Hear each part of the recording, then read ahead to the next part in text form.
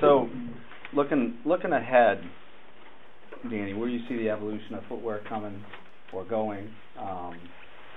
From a biomechanical standpoint, design, futuristic.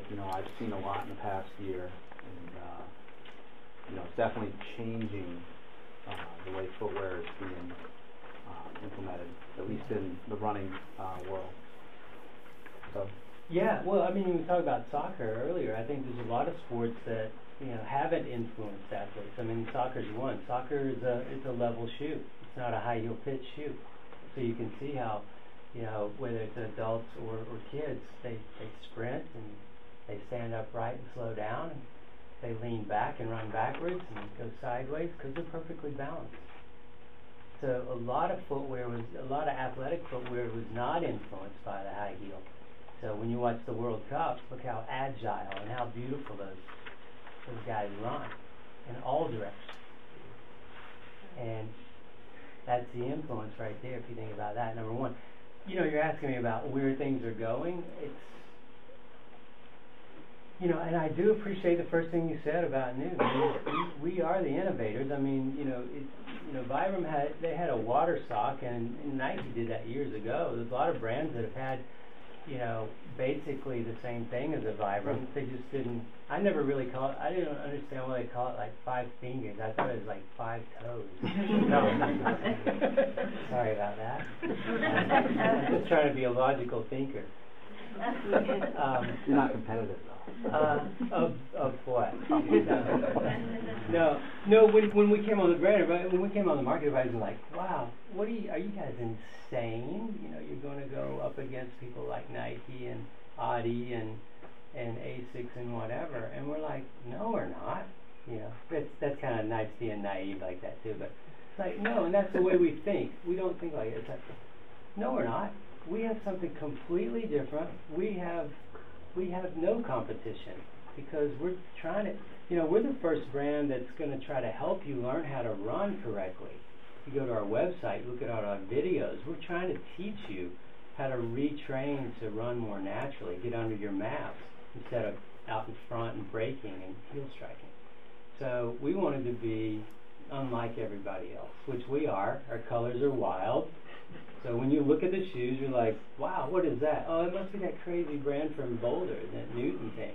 Sir Isaac, we even put Sir Isaac in one of our shoes, So it is all about being different and taking a step out. Because if what you would have maybe right now, if we weren't around, you'd have Born to Run and you'd have everybody trying to run in Vibram. So we have tons of people that run in Vibram and try to practice this barefoot form.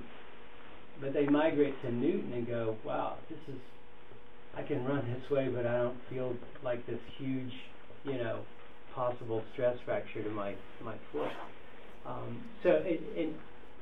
don't know, where were we? No, future of shoes. Evolution.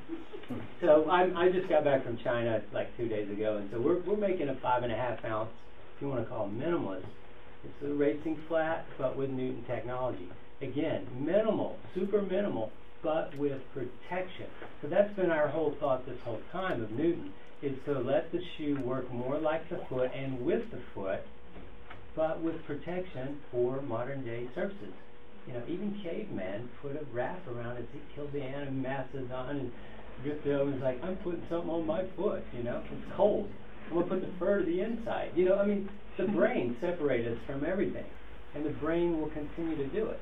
So for me to go back to something so simple like a water sock, that's good for training, or 5 fingers is good for a training effect on natural surfaces where you get enough cushion to do so, to train yourself.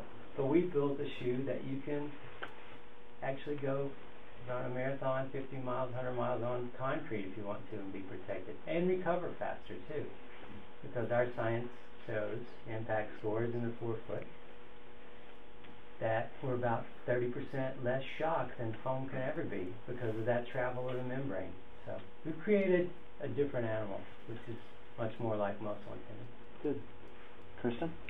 I think the evolution, I think you all can speak certainly most to the evolution of the shoes and things like that. But I think that it's interesting. I think the minimalist piece of things certainly has a place, and I think that it has a place probably in everybody's training. To what degree, I don't know. And I'm still looking at it from a standpoint of the biomechanics as it comes up the system as well, because I think that on a transverse plane, and Danny, you had sort of talked about this or touched on it before, I think it starts to, when you start to put a shim or something under one side and not under the other, or you have a leg length difference or whatever, it starts to make a difference all the way up your system, and your low back and your hip and the way you move and the myokinematics, so the muscle kinematics of what's really going on it's really interesting to me, and how you stand. Like when you guys are standing back there, are you standing on one side more than the other? Do you find yourself shifting just on your right leg? Have you been hanging out on that left side the whole time?